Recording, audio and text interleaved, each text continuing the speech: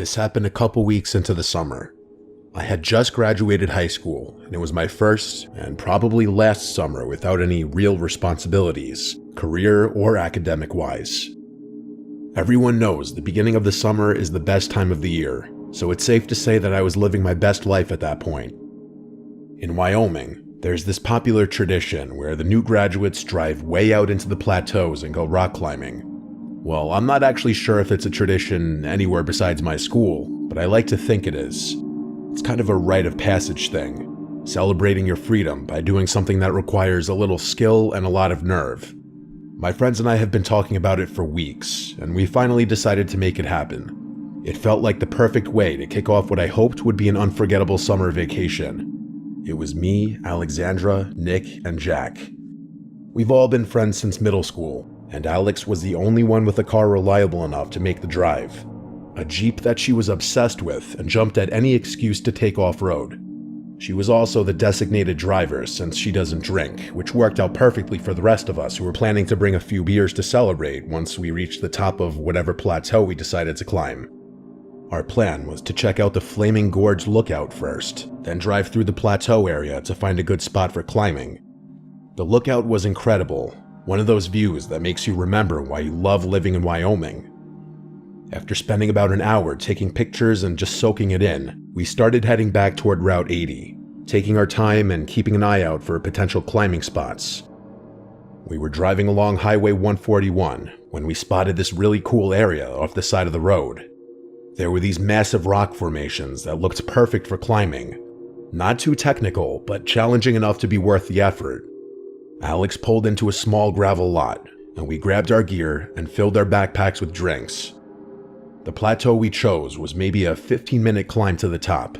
Nothing too crazy, just a steady scramble up the rock face with enough handholds and footholds to make it manageable. I have a bunch of pictures from that day, mostly because Alex insisted we get a million pictures of her, so I'll include some of them.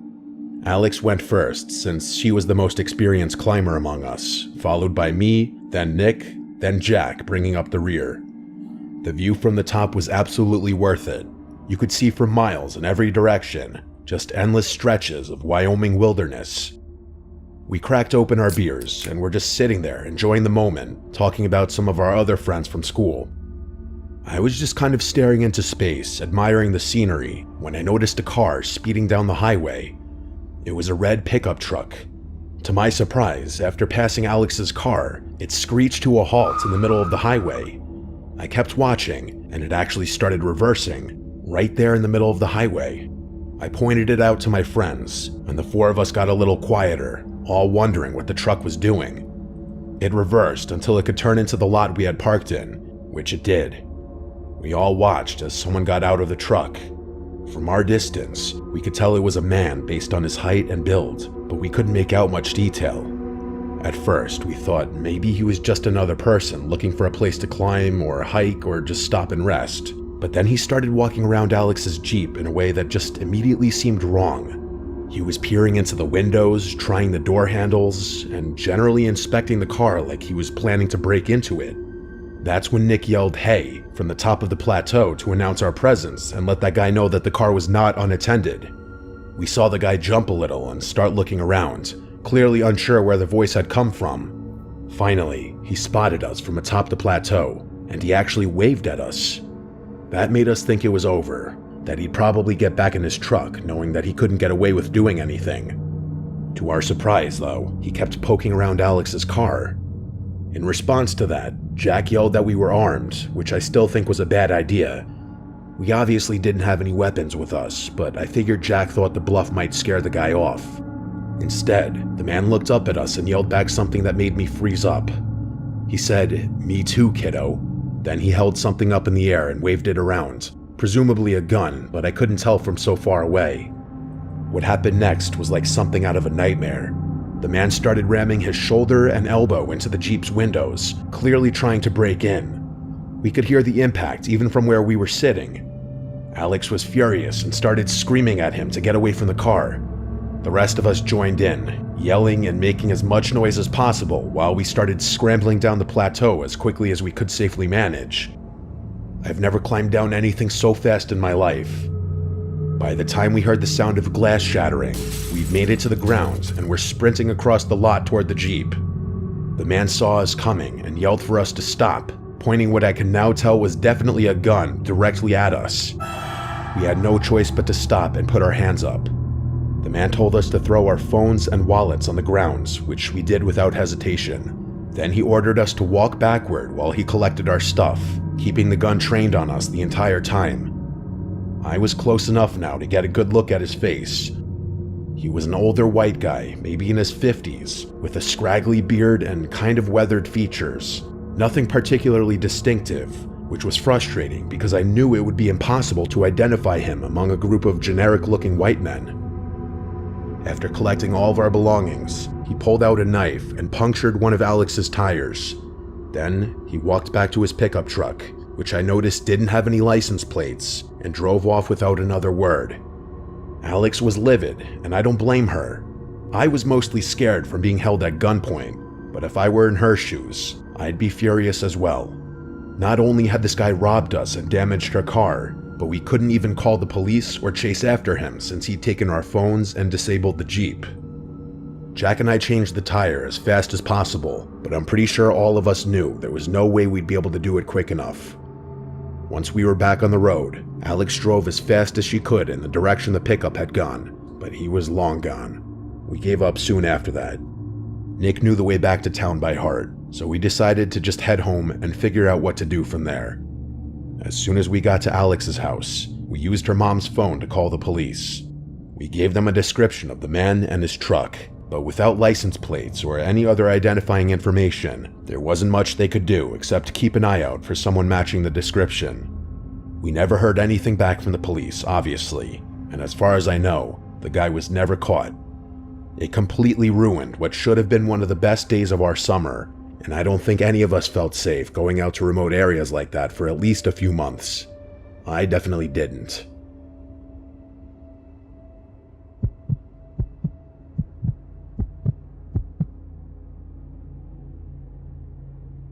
My name is Sophia. This happened 3 years ago when I was 19. My older brother Luke had just graduated from college in California, and the two of us were driving cross-country back home to New Jersey. Since he'd been living out there for 4 years, he had accumulated a whole apartment's worth of stuff. Furniture, electronics, books, everything, and there was no way he could fly back with all of it. But that wasn't the main reason we were doing it. I mean, cross-country road trip, sign me up for that any day of the week. I considered it a summer vacation, better even. We could have taken the direct route through Nevada and Colorado, but Luke wanted to see more of the country he'd been studying about, and I had never been to places like Zion or the Grand Canyon either, so we decided to take the scenic route along the southern edge. Luke insisted on renting a U-Haul instead of just shipping everything or selling it and starting fresh back home. Honestly, I think he was also trying to save money wherever he could, like a typical fresh college graduate. The U-Haul wasn't huge, but it was big enough that I felt like we were driving a small moving truck across the country. Before we left, both our parents and pretty much every travel forum we looked at had the same warning: be careful in New Mexico. It wasn't that the whole state was dangerous, but there were stories about scams targeting travelers, along with crime in some of the smaller towns and just generally sketchy situations in the more remote desert areas. Our dad specifically told us not to stop there unless we absolutely had to, and if we did, to stick to major gas stations and get back on the highway as quickly as possible. Luke and I agreed that we'd just drive straight through New Mexico without stopping. We'd fill up in Arizona, drive through as fast as possible, and stop again once we hit Texas. It seemed like a reasonable plan. The first part of the trip was amazing. Zion was incredible, and the Grand Canyon was everything I'd hoped it would be. Driving through Arizona was actually really beautiful in a way I hadn't expected, but somewhere in the remote stretch of New Mexico, our plan fell apart. The U-Haul was getting worse gas mileage than Luke had anticipated, and the gauge was dropping faster than we'd calculated. In hindsight, it was probably a little naive to assume we'd be able to make it through the whole state without stopping. We started looking for the next gas station along the highway, but according to our GPS, it was still about 40 miles away. The gauge was already below a quarter tank, and Luke was getting nervous about whether we'd make it.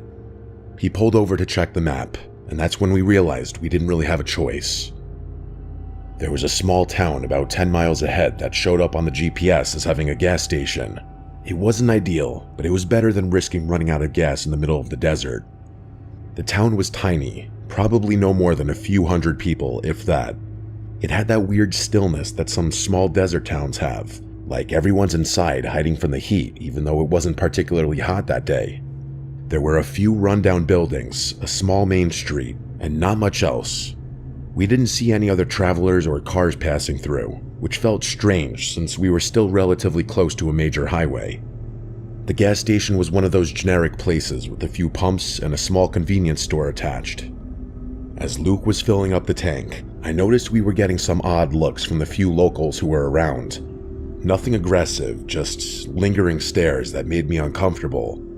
There was this guy leaning up against the convenience store smoking a cigarette who I kept catching eyes with, and I had to physically force myself not to look at him. I told myself it was probably just because we were obviously not from there, and we were driving a U-Haul with California plates, but nothing happened. After Luke finished fueling up, I tried to navigate us back to the highway. That should have been the simple part. We could literally see the highway from certain intersections in the town, but every road we took seemed to lead us further away from it. It was the strangest thing. We'd drive toward where we knew the highway was, and the road would curve or dead end or just take us in the completely wrong direction. It was like the entire town was literally designed to inconvenience us, as ridiculous as that sounds. And before you ask why we weren't using the GPS, well, we were, or at least we were trying to, but it wasn't helping. It was clear that Google hadn't updated that location in ages, because the map kept routing us to roads that didn't exist anymore, or were inaccessible entirely. And on top of all of that, the signal was practically non-existent out there, so it would go through cycles of brief connection followed by nothingness for minutes on end. We ended up driving around the same few blocks multiple times, and I was getting increasingly anxious. Luke was trying to stay calm, but I could tell he was frustrated too. It started feeling more and more unnatural, like there was something uninviting about that place that we were supposed to have stayed away from. I can't describe it, but that feeling of literally seeing the highway but never being able to actually reach it was just so bizarre and deeply unsettling. After another 20 minutes of driving in circles, Luke decided to go back to the gas station and just ask for directions the old-fashioned way. I begged him not to, but he practically yelled at me, saying we were literally trapped in the one place we were told to stay away from. I could tell he was pretty freaked out at that point, so I just kept my mouth shut. After returning to the gas station, he went inside while I waited in the van. When he came out, he had this worried expression on his face. He got in and said the guy working there had given him directions, but they seemed unnecessarily complicated. According to the clerk, we needed to drive 17 miles in the opposite direction from the highway through some desert back roads to eventually loop back to an on-ramp. I stared at him like he had lost his mind. In what world would we need to drive 17 miles in the wrong direction when we could see the highway from where we were sitting? I asked Luke what the guy was like, and he said he seemed friendly enough, but there was something off about how confident he was about the directions, like he was trying really hard to convince Luke that this roundabout route was the only way. Luke also mentioned that the clerk had been asking a lot of questions about where we were going and how long we would be traveling. Before I could even say it, Luke was like, "I don't trust it whatsoever. We need to get the hell out of here." He just started driving, and I didn't object. He eventually pulled over on a quiet side street to figure out what to do next. The GPS still wasn't functioning properly, and I felt myself beginning to hyperventilate. There was a little part of me that couldn't help but think something really terrible was about to happen. And then, as if on cue, a dusty pickup truck pulled up beside us. I felt my heart starting to race, and I looked over at Luke, who, from what I could tell, was already preparing to speed off should it come to that. The truck's window rolled down, and the guy asked Luke if we had broken down or were lost. Luke stared at the guy for a good few seconds before answering, clearly trying to gauge whether we were in danger or not. I sat there in the passenger seat trying to control my breathing. That's how freaked out I was. Had I been alone, I don't know what I would have done. After a tense few moments, Luke just said we were heading for the highway. He also described the route we were planning on taking to get there, which I realized were the directions the gas station clerk had given us. I didn't have the best view of the man from where I was sitting, but based on the tone of his voice, it sounded like he got really serious after hearing my brother speak. He asked us if we were crazy and said we should definitely not follow those directions. He went on to say that the route my brother had described would take us toward a really desolate area that was suspected to be a drug-running hotspot. Instead, he gave us alternate directions, then said it was a miracle we hadn't been robbed already, considering how clueless we were and how badly we stuck out, driving a U-Haul and all. Then, before we could even thank him, he drove off. Neither Luke or I said anything after that. Luke just started driving, following the man's directions. Sure enough, about a mile outside of town, there was this gravel road that was easy to miss if you weren't looking for it. It was the least intuitive, most convoluted highway entrance I'd ever seen, but after following the road for a good while, it did actually get us back onto the highway, and that was that. Luke and I talked a little bit about the whole thing, but I don't think either of us wanted to harp on it too much. We obviously laugh about it now, and our whole family knows the story and asks us to tell it every so often, but at the time, it was the most unsettling thing that's ever happened to us. I'll never forget that indescribable feeling of being there. It was like this mix of dread and anticipation and anxiety blended into one. My brother described it as a kind of breathless limbo, where you're not quite suffocating, but you can feel it coming. I never want to experience that again.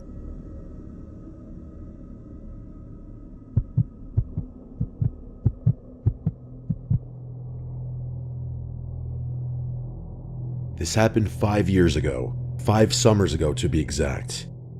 My girlfriend at the time, let's just call her PS, had just graduated from college, with me having graduated a year earlier. We aren't together anymore, but there's no bad blood between us, and I don't regret a single bit of our relationship, even though it eventually fell apart. She was mixed, half Croatian and half Brazilian, and the two of us had always talked about going on a European trip together after finishing college. And if there's one thing you should know about PS, it's that if she put her mind to something, she was going to stop at nothing to see it through. Call it the Latin blood. That's always the joke I made. That's just how she was. So as soon as she graduated, the two of us started planning the summer vacation we had always fantasized about. There was one glaring issue though. We were both painfully broke, so we'd have to cheap it. The itinerary we ended up settling on was pretty ambitious for 2 people on a shoestring budget. We'd spend a week in Croatia, finishing up with 2 nights in Rijeka, which was PS's grandparents' hometown. She had never been there before, but she'd grown up hearing stories about it from her grandmother, and I could tell she was excited to see where her family came from. Because we were trying to save every possible cent, we couldn't afford any of the nice hotels or even decent hostels. Instead, we ended up booking the cheapest Airbnbs and travel lodges we could find on short notice. I'm talking about places with 1-star reviews and photos that looked like they were taken with a flip phone. But we didn't care. We were just happy to be going. Zagreb and Dubrovnik were incredible, even on our tight budget. The cities were packed with tourists, which made it easy to blend in and find cheap food and free activities. But Rijeka was different. It's a port city on the northern coast, and while it's technically on the water, it's not exactly what you'd call a beach destination. More importantly, it definitely wasn't a popular tourist spot. Walking around, PS and I were clearly some of the only foreigners in the entire town. That should have been our first red flag, but honestly, we kind of loved it. PS speaks decent Croatian, not fluent, but enough to get by, and I was picking up bits and pieces as we went. We spent our first day just wandering around talking to locals, soaking up the authentic Croatian experience we couldn't get in the touristy cities. PS is one of those people who can strike up a conversation with anyone, and I'm pretty talkative myself, so we were having a blast just chatting with shopkeepers and random people on the street. Everyone seemed friendly enough, though I did notice we were getting some lingering stares. Not the usual curious looks you'd expect tourists to get.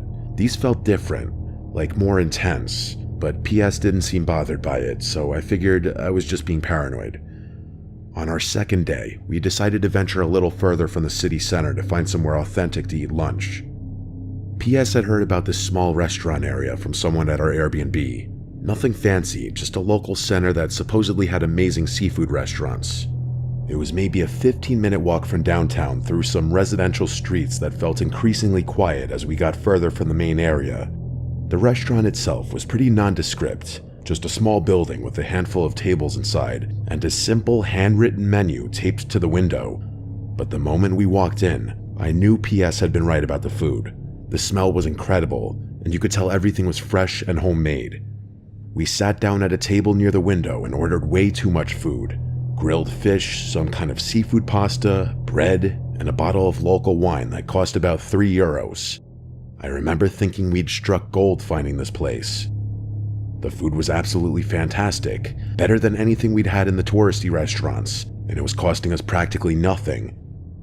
At one point, I noticed that while we'd been eating, a group of 5 men had come in and sat down just 2 tables away from us. They looked rough, the kind of guys you'd cross the street to avoid in any country, but they were just sitting there eating, not really paying attention to us as far as I could tell. I was actually kind of surprised I hadn't noticed them earlier. I figured I had just been too distracted by how good the food was or too consumed in the conversation I was having with my girlfriend. I didn't think much of it and went back to eating, but I remember finding it kind of annoying how loudly they were talking. We were about halfway through our meal, just talking and enjoying ourselves, when PS suddenly went quiet. She was looking past me toward the back of the restaurant, toward those guys, and I could tell something had shifted in her expression. Before I could ask her what was wrong, she leaned across the table and said very quietly that we needed to leave right now. I whispered back, asking what she was talking about, but she was already reaching for her purse.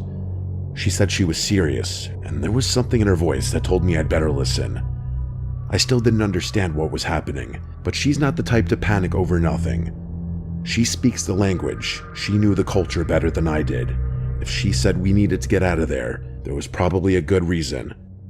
I pulled out a handful of kuna bills and threw them on the table, way more than our meal costs, and I followed her toward the door. The whole time I was expecting her to explain, but she just kept walking faster, practically pulling me along by the arm.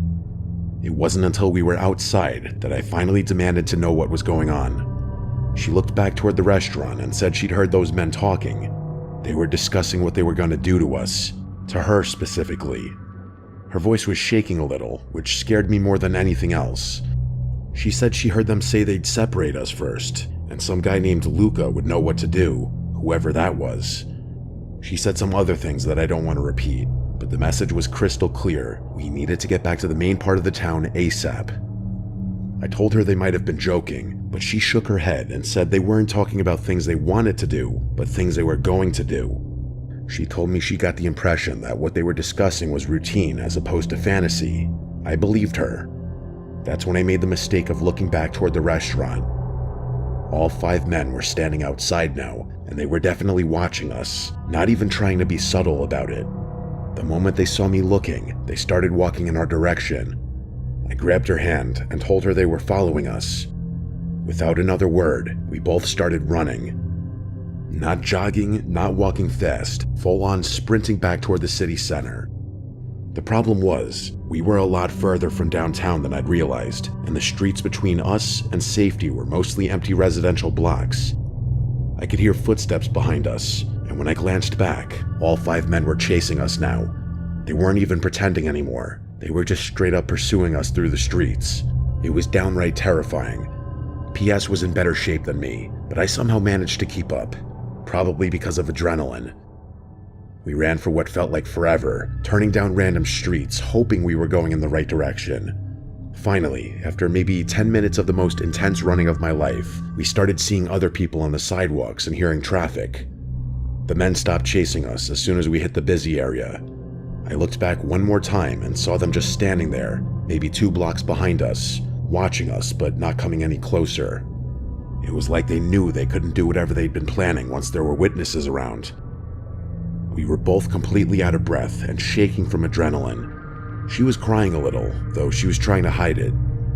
I'd never seen her that scared before, and it made the whole thing feel even more real. We found a cafe in the main square and sat down, trying to process what had just happened. That's when this older Croatian guy at the table next to us, who must have overheard us talking in English, leaned over and asked if we were okay. When we explained what had happened, he just shook his head and called us idiots.